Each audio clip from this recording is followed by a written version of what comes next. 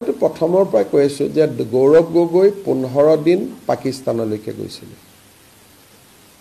আমি passport visa গোটেইখিনি সংগ্ৰহৰ কাৰণে লেটাৰ ৰগেটৰী পঠোৱা হৈছে and they takes 3 months time. এটা কোনোবাই সুধি আছে আজিয়ে কৈ নিদিয়ক কিয়? বাহিৰা দেশৰ পৰা পাছপোৰ্ট ভিসা আনাৰ এটা প্ৰক্ৰিয়া আছে, কোৰ্টৰ অৰ্ডাৰ লাগে, কিবা লাগে, আছে।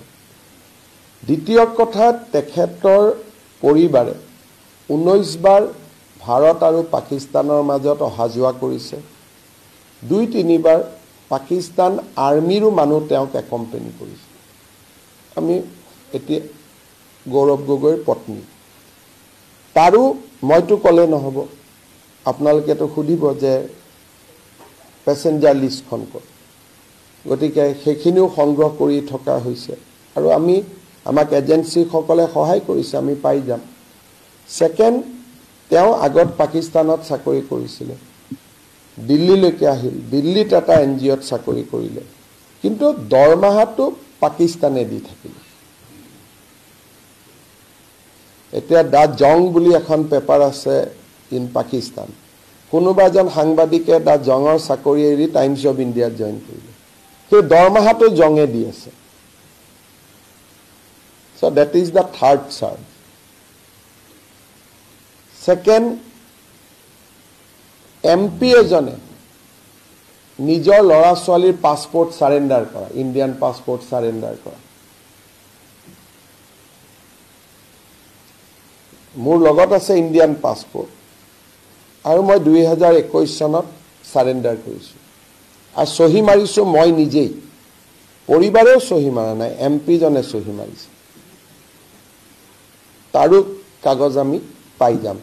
এতিয়া গোটেইখিনি কথা মই আজিও কৈ দিব পাৰোঁ, কাৰণ তথ্যখিনি আহিছে, কিন্তু ইয়াত ধৰক আপোনালোকৰ মিডিয়াত বহুত তেওঁৰ প্ৰতি ছফ্ট কৰ্ণাৰ থকা মানুহ আছে, গতিকে প্ৰমাণ নহ'লেতো মোকেই গালি গালাজ কৰিব আপোনালোকে। আৰু তাৰ এই ভ্ৰমণৰ পিছতেই গৌৰৱ গগৈয়ে 90 জন ডেকা ল'ৰা ছোৱালীক পাকিস্তান এম্বেচিত লৈ গৈছিল ফৰ ৰেডিকেলাইজেশ্যন। তেওঁলোকৰ ভিতৰতো 2-4 জনে ষ্টেটমেণ্ট দিছে যে আমাক বেলেগ এম্বেচিত লৈ যাম বুলি তাতে লৈ গ'ল। এই যে 90 জনৰ গ্ৰুপটো দেখিছে ফটোত, তাৰ ভিতৰত কেইবাজনেও আমাক ষ্টেটমেণ্ট দিছে যে আমাক কোৱাই নাছিল তাত লৈ যাম বুলি। তাৰপিছত পাৰ্লিয়ামেণ্টত প্ৰ' Pakistani question. So' it is a চুকুৰ আলিতকৈ ডাঙৰ অভিযোগ। গতিকে চুকুৰ আলিক যদি এৰেষ্ট হয়, বাকীও এৰেষ্ট হয় যদি তথ্যবিলাক ঠিক ঠাক থাকে, কাৰণ পাকিস্তানৰ লগতো কম্প্ৰমাইজ নহ'ব। এটা কোনোবাই কৈছে পাকিস্তান যোৱাটো অপৰাধ নেকি? চ' এই কথাটো মই ৰাহুল গান্ধীৰ মুখৰ পৰা শুনিব খুজিম যে এবাৰ যদি ৰাহুল গান্ধীয়ে কৈ দিয়ে যে পাকিস্তান যোৱাটো অপৰাধ নহয়, তেতিয়াহ'লে দুধ কি দুধ, পানী কি পানী